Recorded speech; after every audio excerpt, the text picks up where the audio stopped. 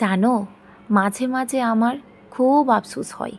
মনে হয় যদি বয়সটা একটু বেশি হতো, যদি তোমার আর আমার পরিচয়টা চিঠির যুগে হতো, তাহলে কতই না ভালো হতো।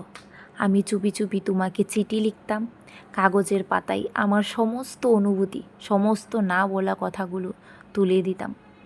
তারপর অপেক্ষা করতাম কবে তোমার উত্তর আসবে।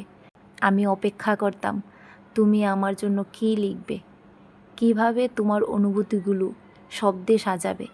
তোমার লেখা প্রতিটি লাইন বারবার পড়তাম, প্রতিটি শব্দে তোমাকে খুঁজে নিতাম। এখন এই ফোনের যুগে সব কিছু কত সহজ, অথচ কেমন যেন অসম্পূর্ণ। মেসেজে কথা হয়, কিন্তু চিঠির মতো অনুভূতিগুলো ঠিক জমে থাকে না। সেই অপেক্ষা নেই, সেই কাপা হাতের থাম খোলার মুহূর্ত নেই, সেই কাগজে লেখে থাকা মানুষের ছোঁয়া নেই।